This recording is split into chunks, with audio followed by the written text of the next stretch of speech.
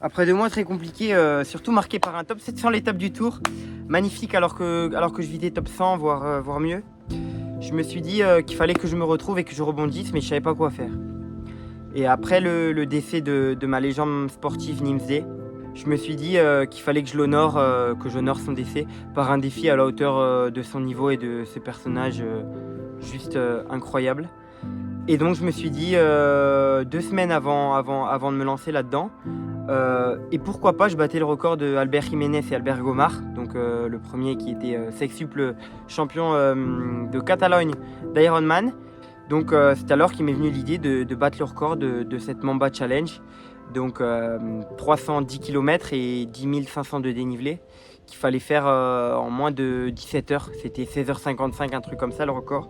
Et je me suis dit, bah, vas-y, why not, appelle des amis, appelle des potes et lance-toi là-dedans. La veille, je préparais mes affaires, je lançais mes poches, tu vois, comme le parcours il partait pas très très loin, c'était pas un 300 km où le point le plus loin il était à 200 km vol d'oiseau. Je me suis dit, bah, vas-y, je vais distribuer mes poches. Donc la veille, je distribue les poches d'énergie gel que j'avais préparé donc la veille.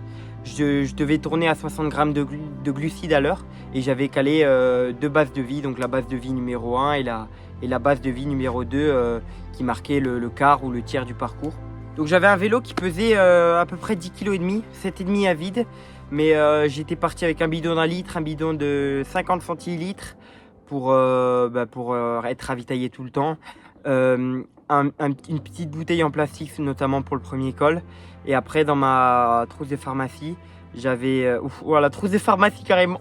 Dans ma trousse qu'on voit juste là, en fait j'avais calé double crevaison, donc double chambre à air, double pompe. Donc en fait c'est soit j'abuse et jusqu'à la première base de vie, donc pour les 3 premières heures j'avais pris une batterie externe pour mettre de la musique, l'enceinte, voilà, et la lampe, plus bien sûr la caméra, le GPS. Donc au total, le vélo il faisait un peu plus de 10,5 kg. Donc c'était un peu du poids que tu portais en trop. J'avais aussi, bien sûr, dans la trousse de pharmacie, enfin vous avez compris, j'avais une bouteille d'huile désinfectante, donc j'avais pris de la bétadine. Donc à 4h du matin, je me réveille, je prépare mes affaires, je prends un petit bouillon donc vermicelle-pâte. Et je me dirige vers le départ. J'avais 12-13 km pour rejoindre le départ, parce que je voulais vraiment faire le tracé officiel pour vraiment que le record il compte, même si il comptera que dans ma tête. Départ, Bici la Bande d'Or. Je suis arrivé 1 minute avant le start, donc là faut que je me dépêche à manger le gel et je pars. Donc voilà, 5h pétantes, je pars, et là je pars à fond. Il n'y a aucune gestion, je suis à fond là. 2,90 watts moyen sur les premières 1h10. Donc avec 10 km, avec 10 minutes de plat et 1 heure de montée. Et là j'avais tout mis. En gros j'étais parti. C'était plus une préparation pour la Dromoise et la Last Man Riding. Donc 2 épreuves d'ultra distance que j'ai clairement envie de gagner vers la fin de la saison. Et je m'étais dit, comme à la Dromoise tu fais kilomètre zéro, là tu fais pareil. Tu pars comme à fond pour faire un peu une simulation Dromoise. Position le pas comme ça là, hop. Donc là je mets tout. J'arrive en bas du premier col, on est à 7 minutes d'effort je crois, sur les 5 premiers kilomètres, 7 minutes, ouais c'était un truc comme ça, j'avais 50 de moyenne. Je regarde, j'ai déjà 2 minutes 30, en 7 minutes j'ai pris 2 minutes 30 au record, tu me dis ok tu vois. Et là on commence premier col, et un mec normal tu vois il ralentit, il se dit oh, je suis parti, non à fond, Théo Détienne Strat, je mets tout, là je mets tout. Donc je mets tout, premier col c'était 12 bornes et demie. 56 minutes, donc la Gaïna vraiment c'est le premier col tu vois qui m'a fait aimer le vélo. En 2012 il y a eu une bataille de fou entre Valverde, Contador, Rodriguez, Froome, une bataille de fou, une étape, regardez là, vous cliquez Gaïna 2012 et vous tombez, Gaïna 2012 excusez-moi, là je suis parti un peu dans mes trucs, et vous tombez sur une étape de fou remportée par Valverde, alors que tout le monde pensait que Contador il allait gagner. Bon, je vais fermer ma bouche parce que c'est pas l'objectif de la journée. Donc désolé d'ailleurs pour les plans caméra, ils sont pas d'une qualité folle parce qu'en fait j'ai pas compris, il y avait beaucoup d'humidité ce jour-là, j'avais pas nettoyé la caméra, et donc je suis vraiment désolé. Donc on bascule le premier col, on arrive, on repasse au village au même endroit, San Julia de Loria, Et là, on attaque la Rabassa, donc voilà, donc là je passe le village, c'est limité à 30, je suis à 65. Donc je commence le deuxième col, et là, c'est là où je fais ma première grosse erreur, c'est qu'au lieu de ralentir, je refais une heure à 285, ouais, tu vois, donc je me dis, bon allez, on va faire une heure rapide, j'arrête pas, tu vois, donc là je me dis, ah, tu vas peut-être le payer plus tard, tu vois. Donc c'est un col très très long, hein, il fait 17 bornes, je crois, c'est quand même un solide col. Et tout se passe bien, je fais un petit aréo, regardez ça. On est en MotoGP là. Engagez-moi Lewis Hamilton, Verstappen, enfin t'as compris. Engagez-moi parce que là, ça va très très vite, tu vois. Les changements, hop, je retire le bidon, hop, je mets dans la fontaine, hop, je remets le bidon, magnifique, tu vois. Ça c'est magnifique.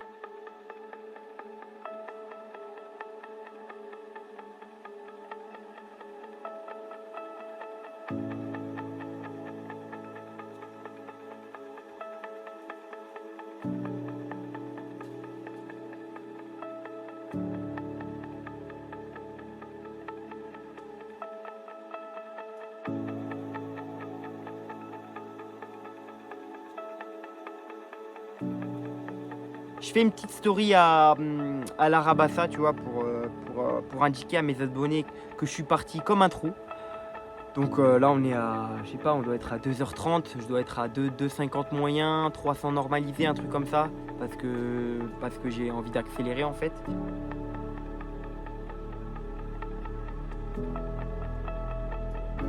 Et après, on avait la longue descente, donc une longue descente, c'était 17 bornes aussi de descente. C'était pas par le même côté, même s'il y a beaucoup de côtés qui se répètent, vu que c'est des montées sèches et tu redescends par le même côté à la planche des belles filles. Donc on descend, des belles images, mais regardez la cam, je suis vraiment désolé pour la qualité, j'espère que vous m'en voudrez pas. Et puis là, on est 7000 à avoir fait cette descente là par ce côté. Et le soir même, je remarque que je suis 14e, tu vois. Donc je me dis, ok, t'as un peu abusé sur la descente. En vrai, sur cette descente, j'ai mis 20 minutes 30, je crois. Le com, il est à 20 minutes. Et je leur mets 4 minutes 30 encore, tu vois. Donc en haut, j'avais 22 minutes d'avance. Et là, je leur mets 4 minutes 30. Le départ, il est rapide. Tu sais pas si tu fais 3 cols ou si t'en fais 15, tu vois.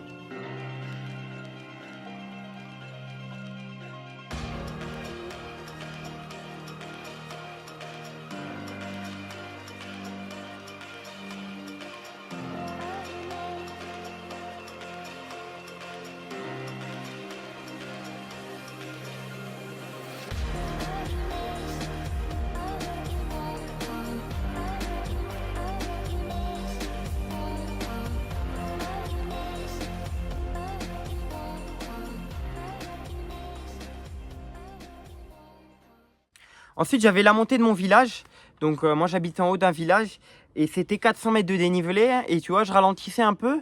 Mais je continuais à appuyer, tu vois, bien fort sur les pédales, tu vois. Et là-haut, j'avais la première base de vie. Donc, je vous laisse avec la transition de la base de vie. Entre enlever l'enceinte, enlever tout ça.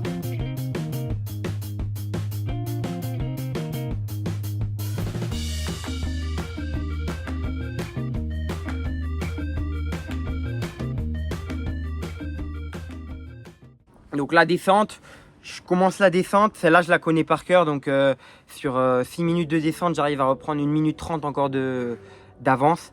Sans prendre de risque, hein, tu pédales pas, juste j'ai les trajectoires, Thomas Pictot, hop, t'as compris, je descends aussi bien que la ride, ou c'est peut-être la ride qui descend aussi bien que moi, je sais pas, il me dira dans les commentaires. Et donc là, je descends. Je remplis les fontaines et on avait un long plat de 4 bornes. C'était le premier long plat avant de commencer la Commedia. Donc la Commedia, c'est aussi très court. C'était le 4e col. On est sur du 4 km, je crois, à 7,5, un peu plus, 7,8 je crois. C'est 4 km 3, 7,8 ouais, si je me trompe bien, si je me trompe pas. Un col qui sera escaladé par la Vuelta en 2025. Donc là, Pogacar il va gagner, ouais, bravo tout le monde. Mais il le montait dans l'autre sens. Et ce col, tu vois, je commence à avoir quelques doutes parce que c'est que 15-16 minutes de col. Et en haut, je vois que je suis pas très très bien, tu vois. Donc je me dis, ah, mais vas-y, tu vois. Je me dis, je regrette rien, tu vois. J'ai fait une simulation drômoise. Je vais le payer, bien sûr. Mais ça va, tu vois.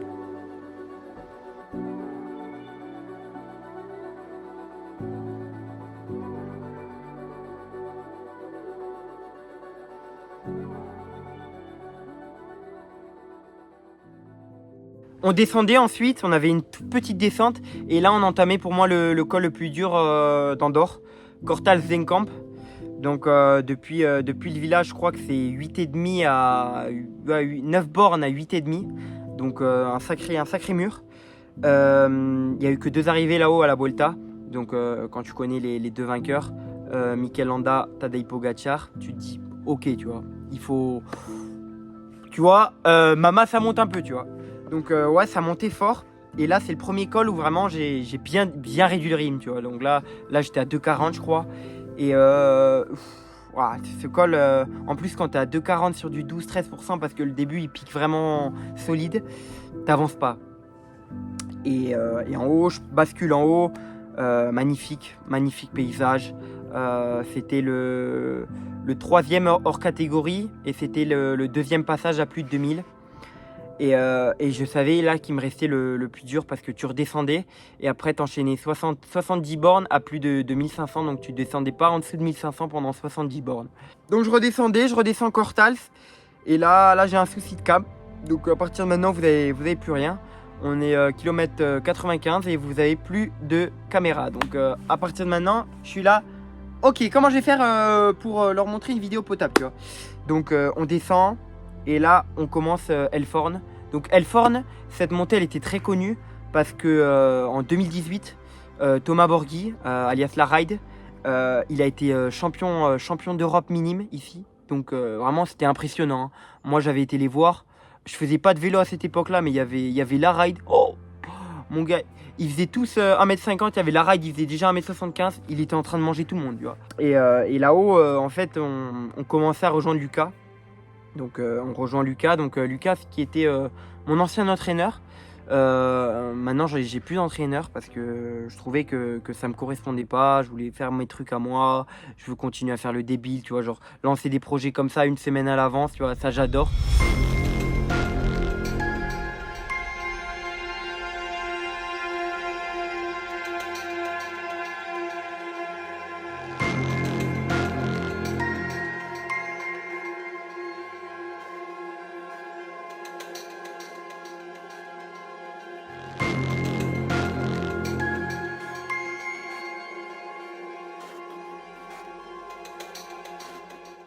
Et donc il me rejoignait et à partir de maintenant il m'a fait un excellent rythme.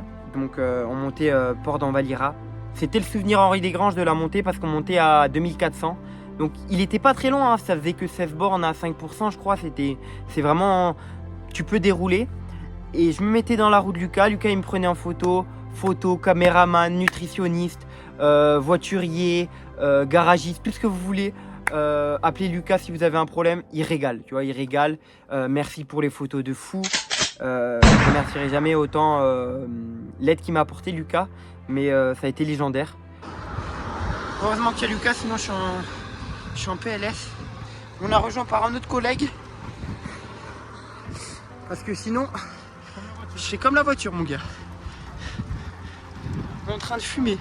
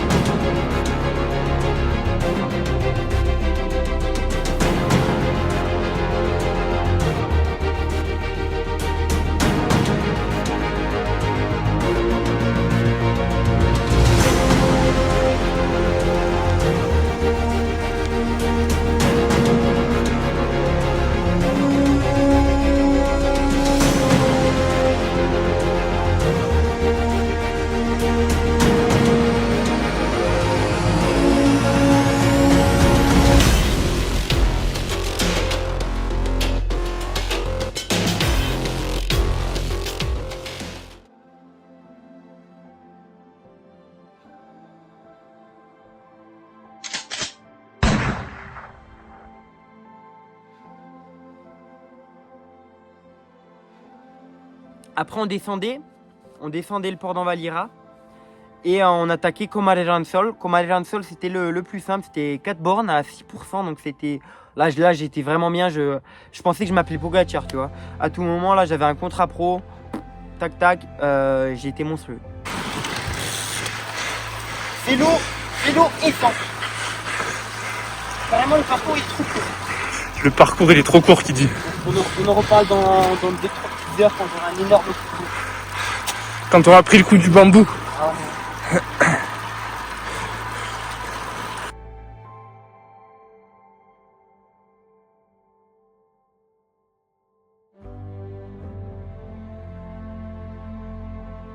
on descendait et j'allais rejoindre la deuxième base de vie où j'allais prendre ma nutrition.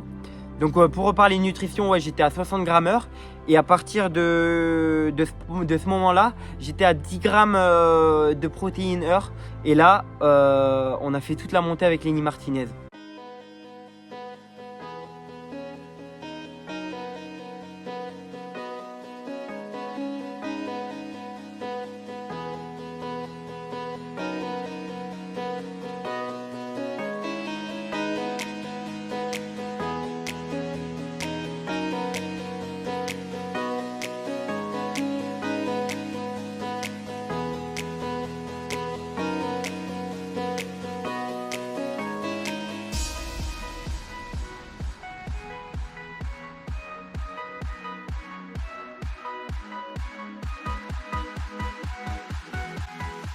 Il faisait 37-38 et on était avec Lenny Martinez le GOAT, 5ème du Tour de France cette année.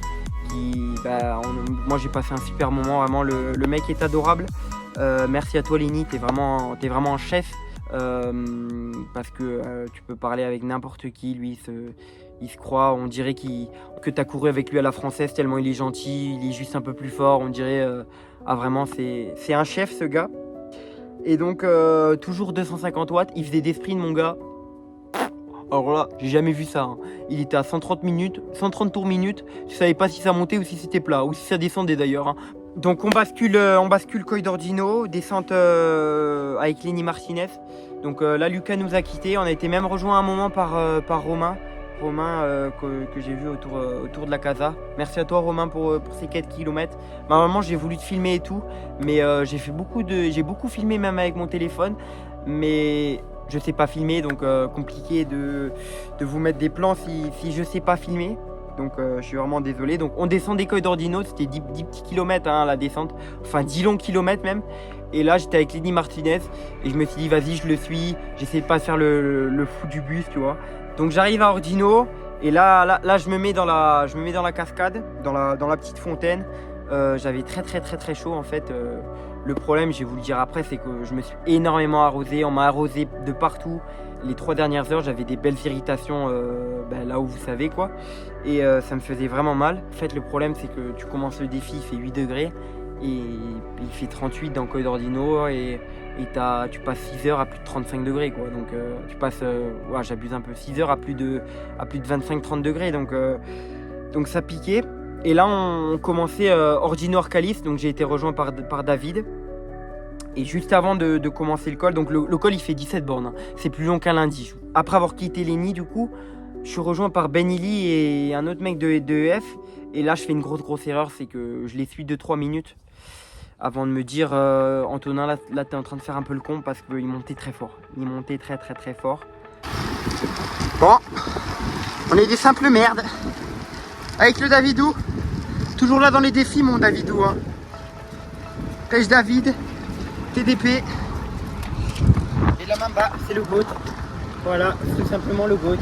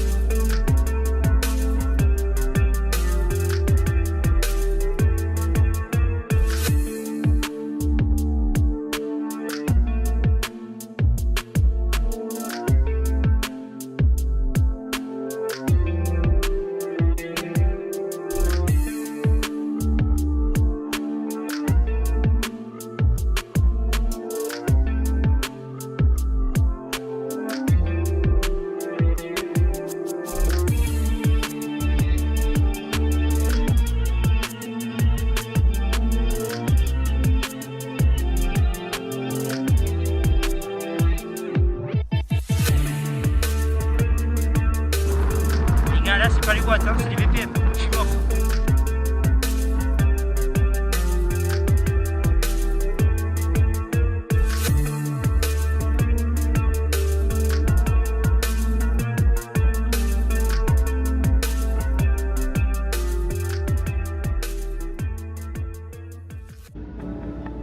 Un peu fatigué là? Vraiment, le parcours est trop court. Faites des échecs, mais faites pas de sport. C'est trop dur. Le sport d'endurance. Non, David? Ouais, c'est un peu dur, ouais. C'est trop dur. Vraiment, le parcours est trop court. On arrive en haut, on bascule et là, on est rejoint par le frère de David, donc Gérard. Donc merci David et Gérard, vous êtes vraiment des chefs. Je pense que vous étiez bien plus forts quand même, hein. Vous m'avez mis une sacrée misère. Il me faisait mal, hein, quand même. Il me faisait les relais dans le plat, pareil comme David, hein. Caméraman, garagiste, taxiste, plongeur, sauveteur, tout ce que vous voulez, secouriste, il faisait tout. Et on commençait à Rinsal, donc Rinsal Remco Evenepoel 2023, il avait gagné là-haut. Il est arrivé tellement vite là-haut qu'il avait foncé sur un journaliste, il avait pris des points de suture sur l'arcade. Moi je suis arrivé là-haut, j'étais à 4 km/h, je me suis dit ok, voilà. Donc moi il n'y a aucun risque d'appeler les SAMU, l'ambulance, les pompiers, vous avez compris. Ce qui est dur de ce défi en fait, c'est que tout faire à 280 watts j'aurais pu le faire. Mais le problème c'est que les transitions ne durent moins de 30 secondes. Il n'y a pas de 30 secondes de transition. Il y a peut-être une transition en moins de 4 km, mais c'est du 2%, donc ça monte plus que pour cette étape bien nulle à Gavarnie là. Mais le problème c'est que ça monte vraiment tout le temps. Donc ça monte, ça descend, ça monte, ça descend. Donc tu peux jamais te reposer. On descendait à Rinsal et là on a été rejoint par nos deux derniers camarades, Gerardo et João-Miquel. Donc deux chefs, donc João-Miquel qui s'était chargé de faire des plans drone, de filmer.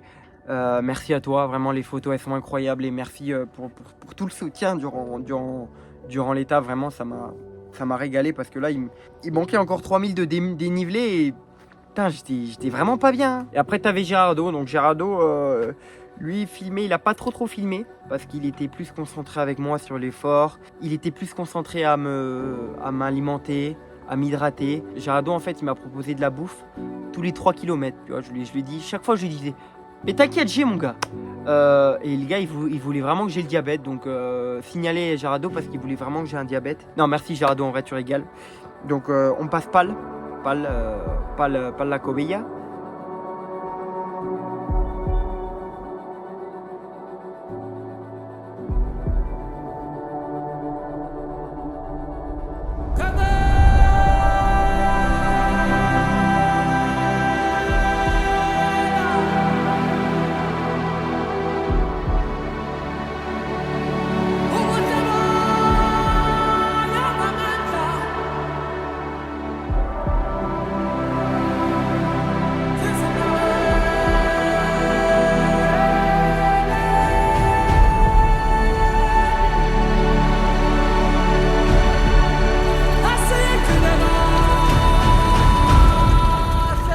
Redescend et la porte de Cabousse, donc le col le plus beau d'Andorre, juste le col le plus beau d'Andorre. Jamais d'arriver à la Vuelta, tout ça, mais vraiment il est magnifique ce col. Donc on passe Port des Cabousses et là je vous laisse avec ces images.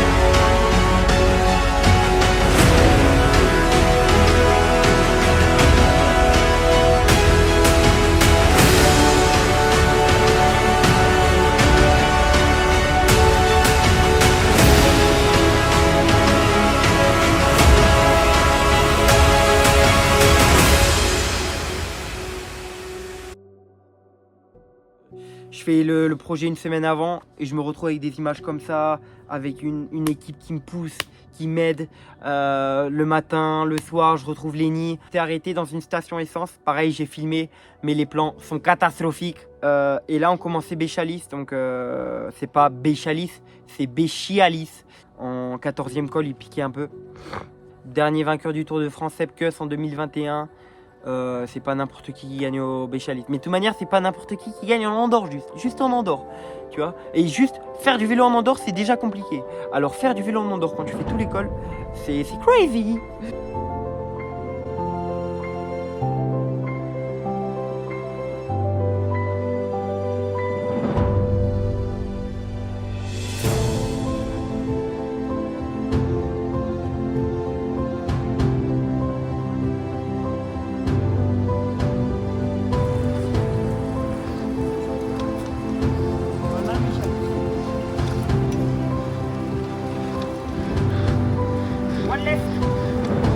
Oh les gars, le duel de flammes.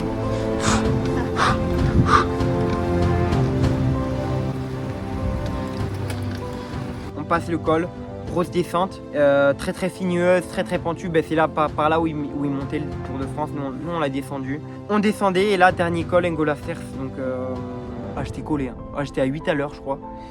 J'étais à 8 à l'heure, j'avançais vraiment pas. C'était vraiment dur, mais on était toujours avec Gerardo. Et en haut, je savais que c'était la fin, donc on bascule en haut et